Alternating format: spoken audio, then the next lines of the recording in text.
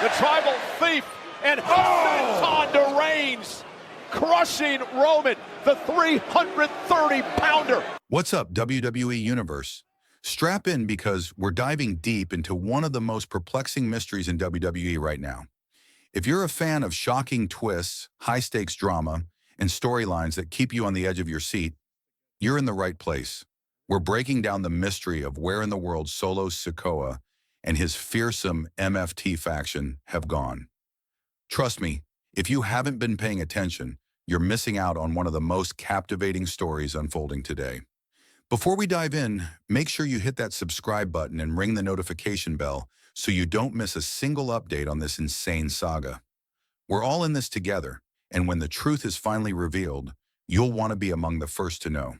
So, buckle up and get ready, because the WWE world has been shaken to its core since the shocking events that went down in Paris. The fall of the tribal chief, Roman Reigns' career-threatening attack. To understand the gravity of the situation, we need to rewind a bit. The WWE Universe was turned upside down when Roman Reigns, the tribal chief and leader of the Bloodline, was brutally attacked by the monstrous duo of Bronson Reed and Braun Breaker.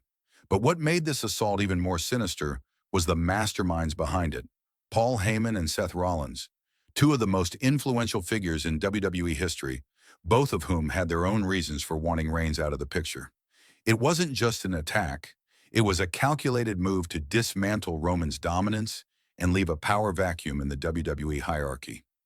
The damage to Roman was career-threatening, leaving the once untouchable champion sidelined and vulnerable.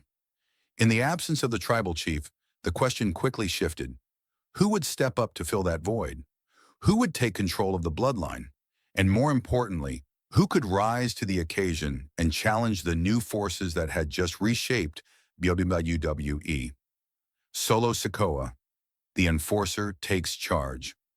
Enter Solo Sikoa, the Enforcer of the Bloodline, a powerhouse in his own right who had always operated in Roman's shadow. But with the tribal chief incapacitated, Solo found himself at a crossroads.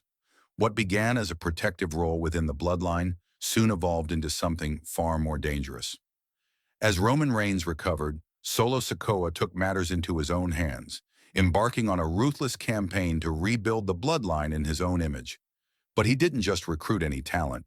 He enlisted some of the most brutal, terrifying individuals WWE has ever seen.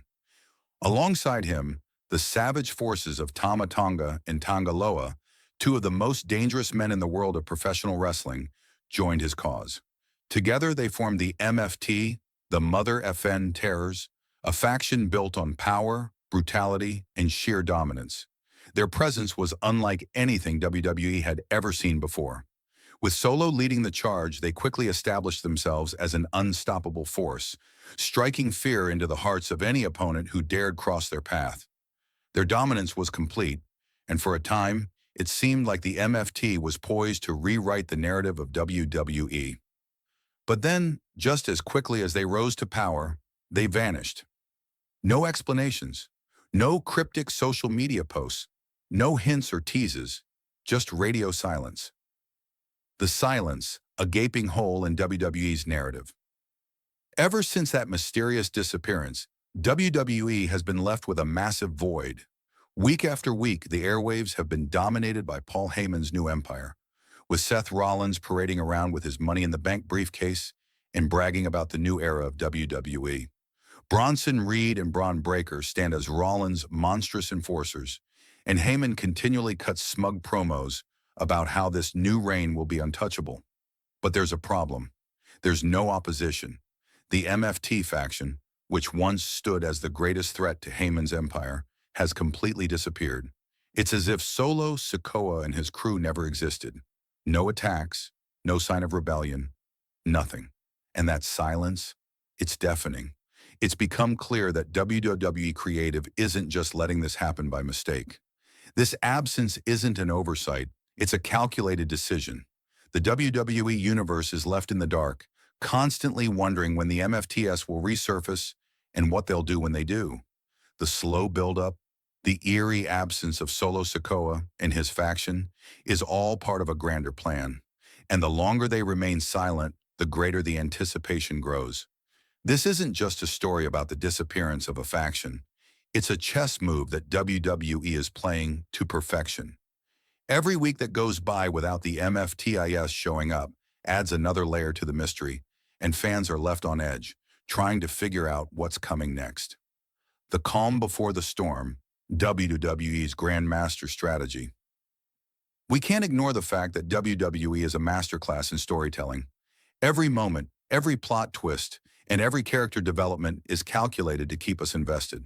So, while it may seem like nothing is happening with Solo and the MFT faction, trust me when I say that this silence is the setup for something huge.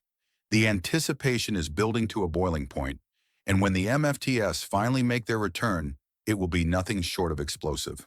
The power vacuum left by Roman Reigns' injury, combined with Solo's silence, is the perfect storm waiting to erupt. WWE Creative is playing the long game, making us wait and wonder, only to deliver a moment so monumental that it will redefine the course of WWE for months, if not years, to come.